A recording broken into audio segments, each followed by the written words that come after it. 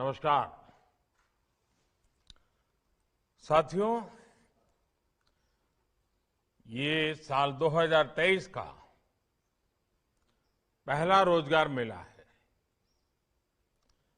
2023 की शुरुआत उज्जवल भविष्य की नई उम्मीदों के साथ हुई है। ये उन 71,000 परिवारों के लिए खुशियों की नई सौगात लेकर आया है जिनके सदस्य को सरकारी सेवा करने का अवसर मिला है।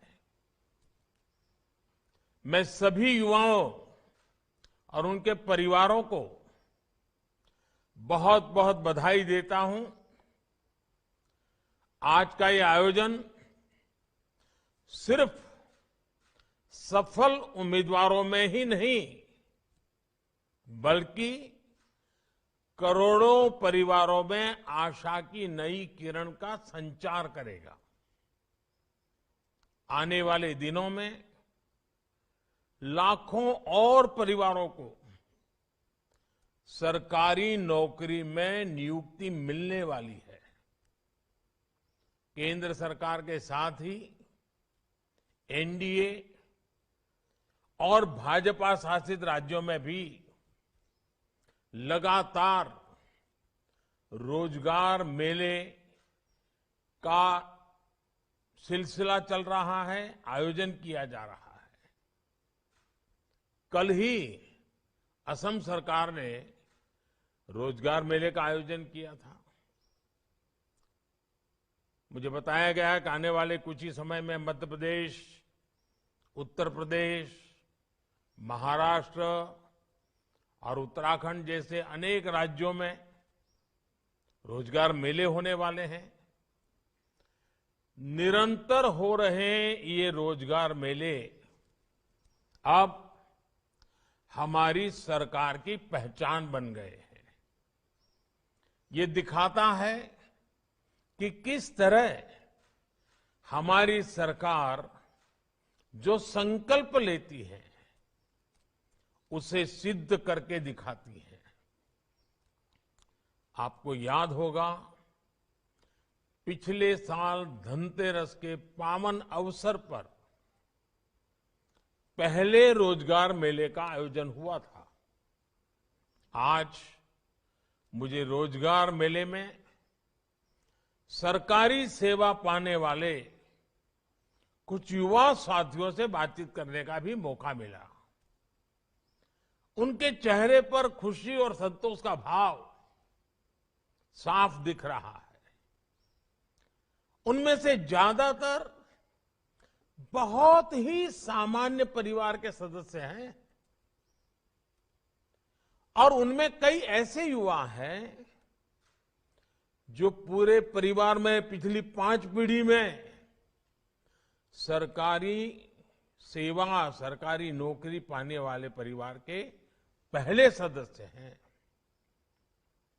उन्हें खुशी सिर्फ इस बात की नहीं है कि उन्हें सरकारी सेवा करने का, सरकारी नौकरी करने का मौका मिला है।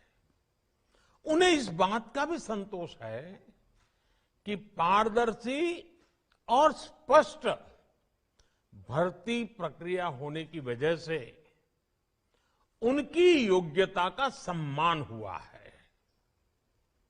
आप सबने भी इस बात को महसूस किया होगा कि भर्ती प्रक्रिया में व्यापक बदलाव हुआ है।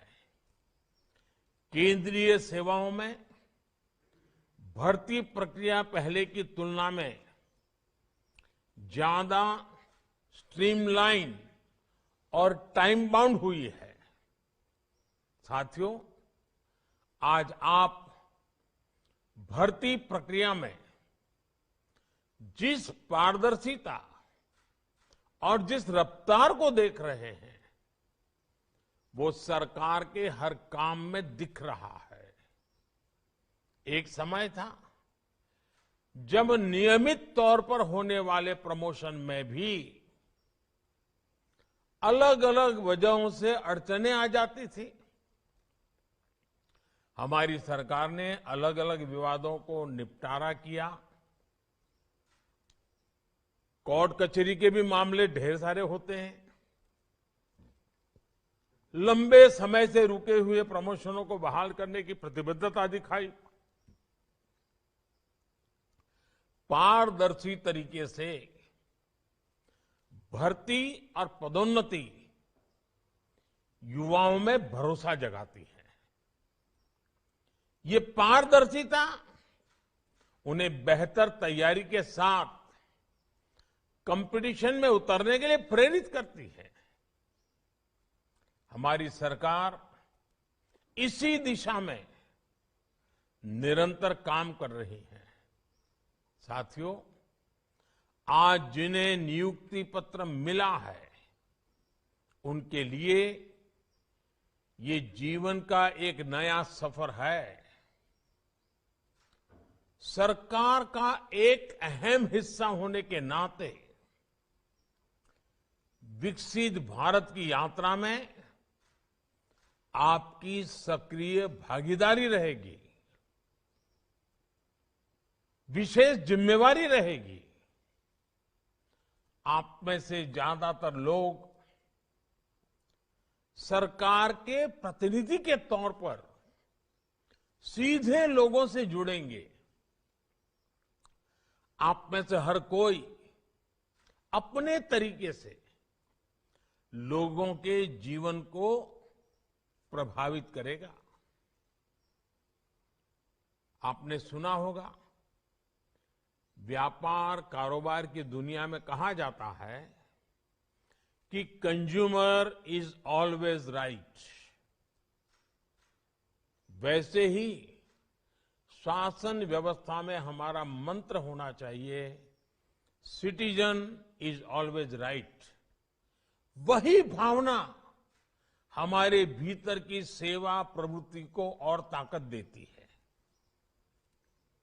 आपको ये कभी भूलना नहीं चाहिए कि जब आप सरकार में नियुक्त होते हैं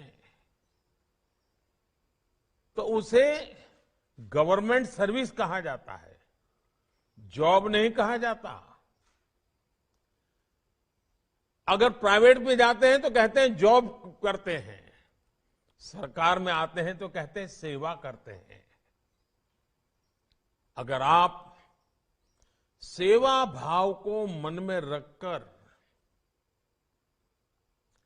इन 140 करोड़ मेरे देशवासियों की सेवा करना इतना बड़ा सौभाग्य मिलेगा, जीवन में एक अवसर मिला है, और उस भाव से हम काम करेंगे तो इसका लोगों पर सकारात्मक असर पड़ेगा और आपको भी अपने काम में आनंद आएगा।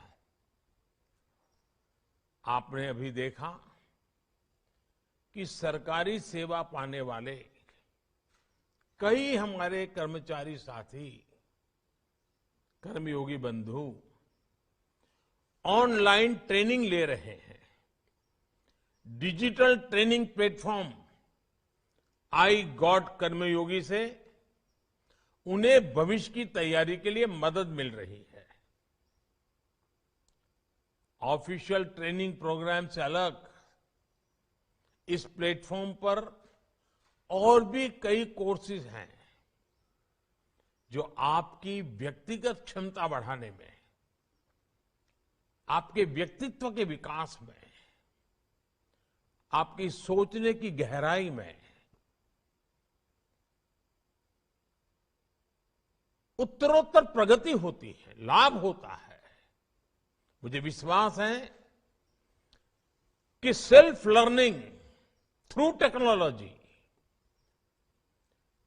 ये आज की पीढ़ी को मिला हुआ अवसर है, इसको जाने मत देना। जीवन में लगातार सीखते रहने की ललक ही हम सबको आगे बढ़ाती है। और मैं हमेशा कहता हूं, मैं मेरे भीतर के विद्यार्थी को कभी मरने नहीं देता हूं। आप भी कहीं पर भी पहुंचे, आप लगातार कुछ न कुछ सीखते जाइए। जो आपकी क्षमता बढ़ाएगा, जिस इंस्टीट्यूट से आप जुड़े हैं उसकी क्षमता बढ़ाएगा, और इन सब का प्रयास से ही भारत की क्षमता बढ़ेगी। बदलते हुए भारत में, तेजी से आगे बढ़ते हुए भारत में रोजगार और स्वरोजगार के अवसर लगातार बन रहे हैं। और जब विकास तेज होता है तो स्वरोजगार के अवसर अनगिनत मात्रा में बढ़ने लगते हैं, जो आज भारत अनुभव कर रहा है। आज स्वरोजगार का क्षेत्र बहुत आगे बढ़ रहा है। पिछले 8 वर्षों में व्यापक स्तर पर इंफ्रास्ट्रक्चर के विकास से रोजगार के लाखों अवसर बने हैं। इंफ्रास्ट्रक्चर में 100 लाख करोड़ का निवेश रोजगार की अपार संभावनाओं के द्वार खोल रहा है। आप जानते हैं कि जब एक नई सड़क बनती है तो उसके आसपास कैसे रोजगार की भी नई राह बनने लगती है।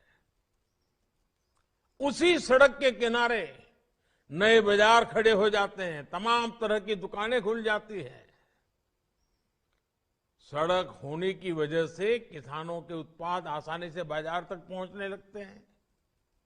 इसी तरह जब कोई जगह नई रेलवे लाइन से कनेक्ट होती है तो वहां का बाजार समृद्ध होने लगता है। आवाजाही की सुविधा होने की वजह से पर्यटन का भी विस्तार होने लगता है, और इस तरह के हर विस्तार में रोजगार की नई संभावनाएं मौजूद होती है। आज भारत नेट प्रोजेक्ट के जरिए हर गांव तक ब्रॉडबैंड कनेक्टिविटी पहुंचाई जा रही है। जब हम गांवों को इंटरनेट के जरिए बाकी दुनिया से जोड़ते हैं तो इससे भी रोजगार के नए अवसर बनने लगते हैं।